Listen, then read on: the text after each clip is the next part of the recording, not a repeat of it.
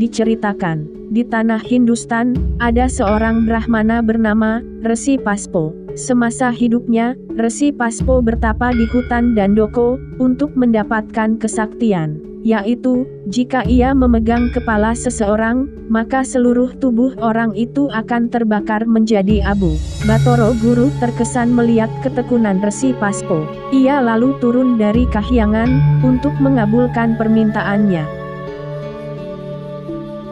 Setelah mendapatkan kesaktian itu, Resi Paspo menjadi lupa diri dan ingin membunuh Batoro Guru, untuk merebut tahta kahyangan Jonggring Saloko. Resi Paspo berusaha memegang kepala Batoro Guru, supaya tubuh Raja Dewa itu terbakar menjadi abu. Pada saat itulah Batoro Wisnu datang membantu ayahnya, dengan cara menyamar menjadi seorang wanita cantik, bernama Dewi Malini. Resi Paspo seketika jatuh cinta melihat Dewi Malini, dan membiarkan Batoro Guru meloloskan diri. Resi Paspo kemudian merayu, ingin menikahi Dewi Malini.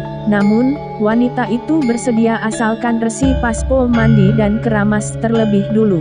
Resi Paspo yang sudah tergila-gila, lalu menuruti permintaan Dewi Malini itu. Ia segera mandi di sungai. Ketika tangannya memegang kepala untuk keramas, seketika tubuh Resi Paspo terbakar menjadi abu, dan tertiup angin hingga jatuh di tepi hutan Dandoko.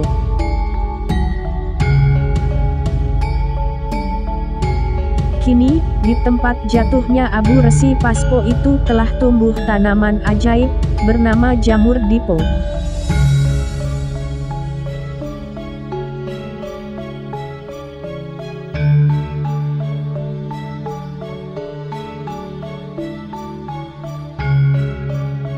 Diceritakan, di istana negara Wiroto, Prabu Basuroto dihadap Patih Sunggoto dan Resi Wisomo. Saat itu Prabu Basuroto sedang bersedih, karena usianya telah lebih dari 40 tahun tetapi belum juga memiliki anak. Padahal, kakaknya, yaitu Prabu Sri Mohopunggung di negara Purwocarito telah memiliki 3 orang anak, sedangkan iparnya, yaitu Prabu Brahmonorojo di negara Gilingwasi telah memiliki 5 orang anak. Prabu Basuroto merasa prihatin, karena sebagai raja sangat tidak baik jika ia tidak memiliki putra, yang bisa dijadikan ahli waris tahta. Resi Wisomo lalu menyarankan, supaya sang Prabu meminta petunjuk kepada sepupunya yang bernama Resi Panindo, di Gunung Condromuko. Mungkin dengan saran yang diberikan Resi Panindo, akan lahir seorang putra di istana Wiroto. Prabu Basuroto tertarik pada usulan Resi Wisomo. Ia lalu berpamitan kepada sang permaisuri, yaitu Dewi Brahmoniyuto, untuk kemudian berangkat menuju ke Gunung Condromuko, dengan didampingi Patih Sunggoto dan Resi Wisomo.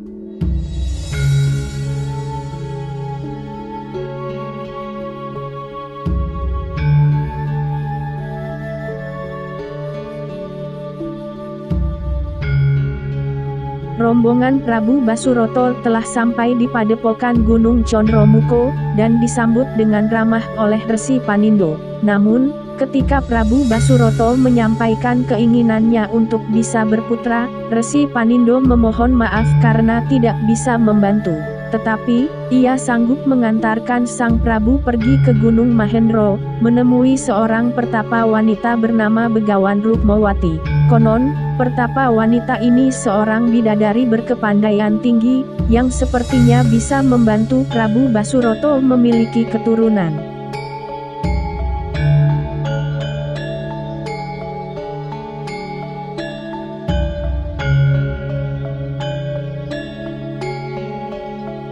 diceritakan.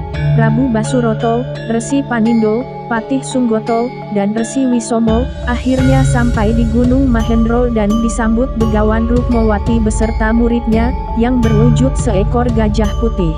Ternyata Begawan Rukmawati memang sangat sakti dan bisa menebak apa yang menjadi keinginan Prabu Basuroto. Karena Begawan Rukmawati adalah anak Batoro Anantobogo, sedangkan Prabu Basuroto adalah anak Batoro Wisnu, maka ia pun memanggil kakak kepada Raja Wiroto itu.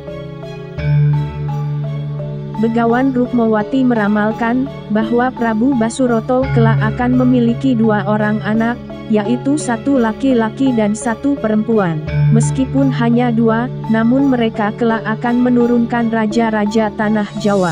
Akan tetapi, putra dan putri itu bisa lahir apabila Prabu Basuroto pergi ke tanah Hindustan, untuk menjadi sarana lahirnya titisan Batoro Wisnu di sana. Menurut ramalan Begawan Rukmawati, Batoro Wisnu akan terlahir sebagai manusia, yaitu dengan menitis kepada putra Prabu Dasarata, Raja Ayodhya, demi untuk menumpas angkara murka Prabu Rahwana di negara Alengka.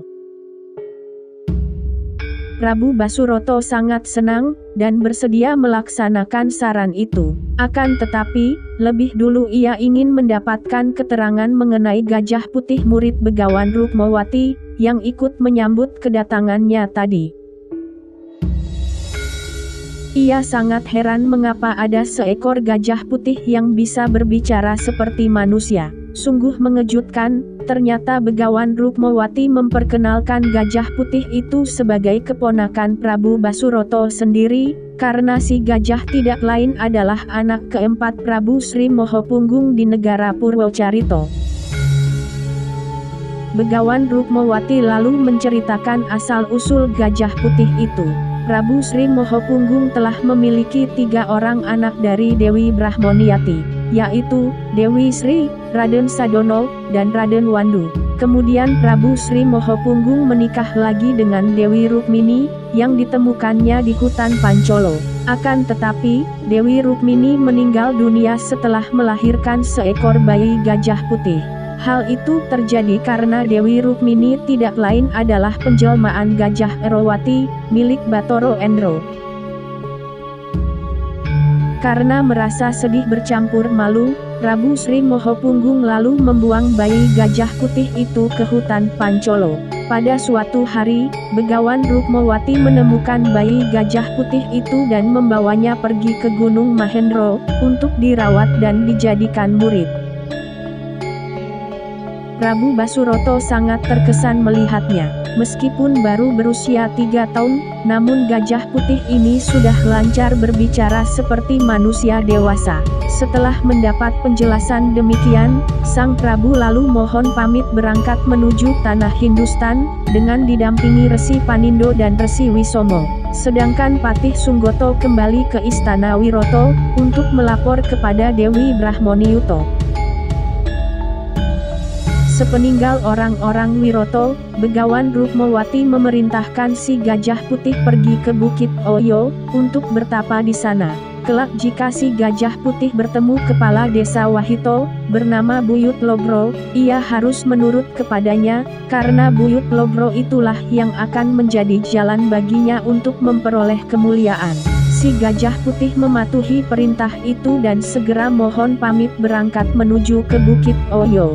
Kelak ia akan dikenal dengan sebutan Gajah Oyo, karena menjalani tapa brata di sana.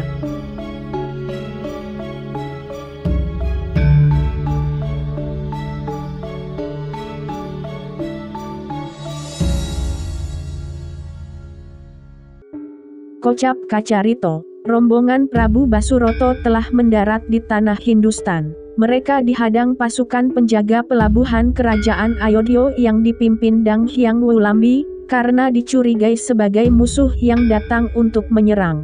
Akibatnya, terjadilah percecokan karena kesalahpahaman itu.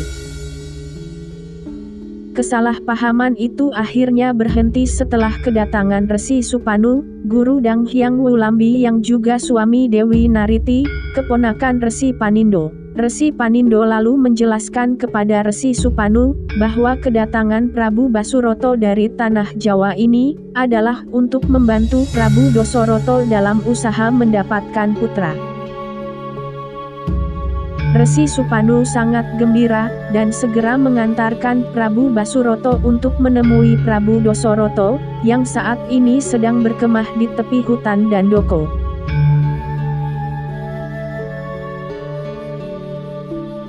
Sesampainya di tepi hutan Dandoko, Prabu Basuroto disambut ramah oleh Prabu Dasarata yang saat itu juga ditemani sahabatnya, bernama Prabu Janaka, Raja Mantili.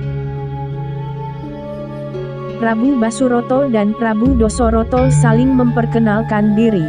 Prabu Basuroto menjelaskan kedatangannya ke tanah Hindustan, adalah sebagai sarana untuk mendapatkan putra.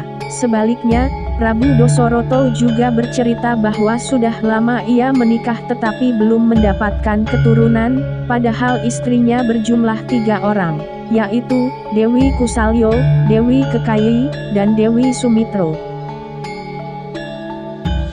Pemimpin para pandita kerajaan Ayodhya yang bernama Resi Wasistha, menyarankan supaya Prabu Dasarata meminta bantuan Resi Reksosrengga di pertapaan Lomasono, untuk memimpin upacara mendapatkan putra. Prabu Dasarata kemudian berangkat menuju pertapaan Lomasono dengan ditemani Prabu Basuroto.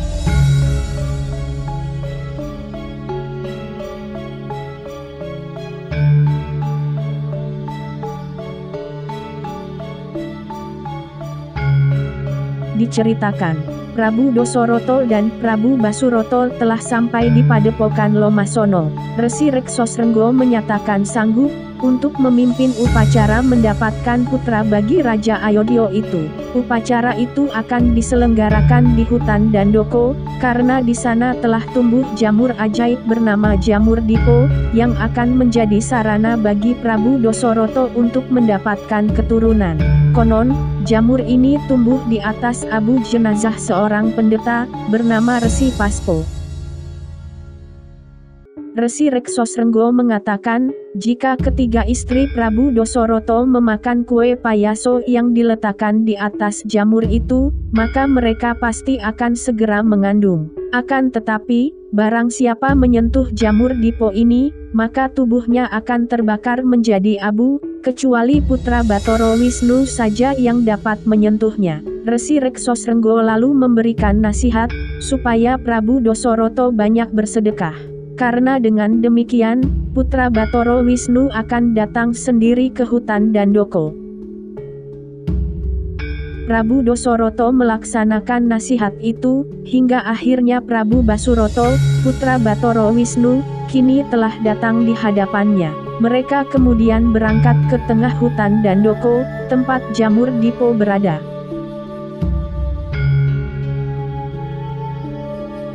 Sesampai di depan jamur Dipo, Resi Reksosrengga segera memulai upacara dengan membaca berbagai mantra. Kemudian, Prabu Basuroto dipersilakan meletakkan 3 buah kue payaso yang telah dipersiapkan Prabu Dasarata, di atas jamur Dipo. Setelah menunggu beberapa lama, 3 buah kue payaso itu tampak menyala, sedangkan jamur Dipo menjadi layu dan akhirnya mati. Resi Reksosrengga menjelaskan, bahwa kekuatan gaib jamur Dipo telah berpindah ke dalam 3 kue itu, dan hendaknya Prabu Dasarata menyerahkannya kepada Dewi Kusalya, Dewi Kekayi, dan Dewi Sumitra.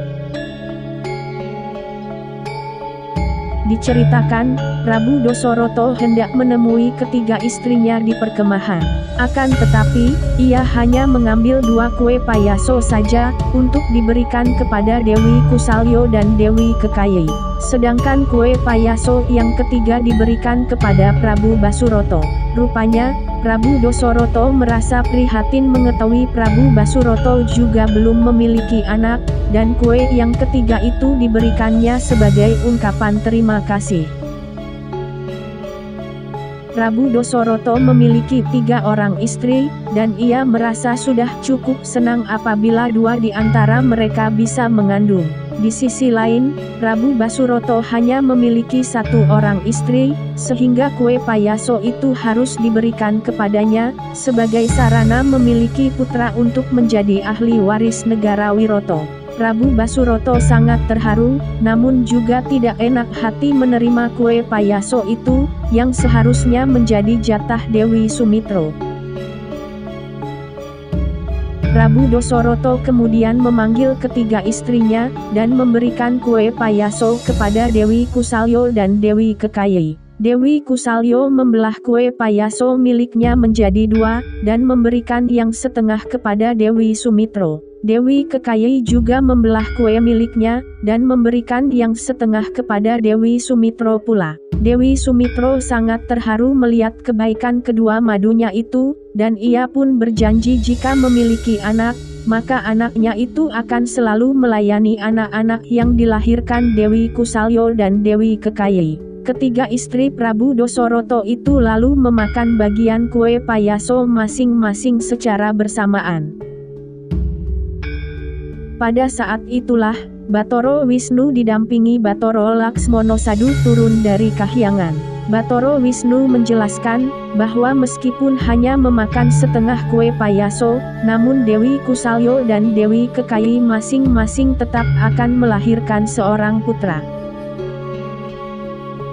Prabu Dasarata diperintahkan pula untuk memberikan nama kepada anaknya yang akan lahir kelak, yaitu putra Dewi Kusalya hendaknya diberi nama Raden Rama, sedangkan putra Dewi Kekayi hendaknya diberi nama Raden Barata. Sementara itu, Dewi Sumitra yang memakan 2 kali setengah kue, maka ia akan melahirkan 2 orang putra kembar, yang hendaknya diberi nama Raden Lesmana dan Raden Satrugena.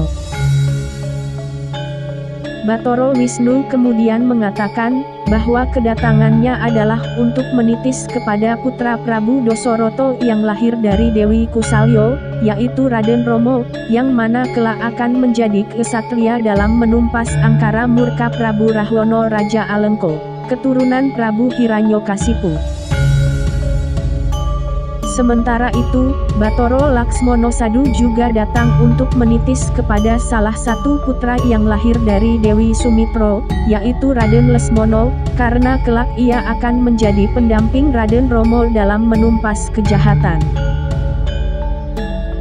Setelah berkata demikian, Bathara Wisnu lalu masuk ke dalam rahim Dewi Kusalya. Sedangkan Bathara Laksmana Sadu masuk ke dalam rahim Dewi Sumitra. Prabu Dasarata serta para resi yang hadir di situ, mengiringi peristiwa itu dengan penuh penghormatan.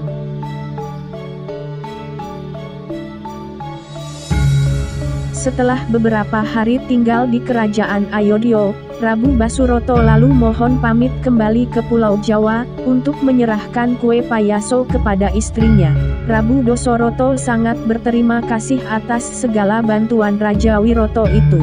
Ia kemudian menyerahkan sebuah kereta kencana bernama Kereta Garuda Yaksa, sebagai hadiah kenang-kenangan. Prabu Janaka juga ikut mendampingi Prabu Dasarata mengantarkan rombongan Prabu Basurato sampai ke pelabuhan.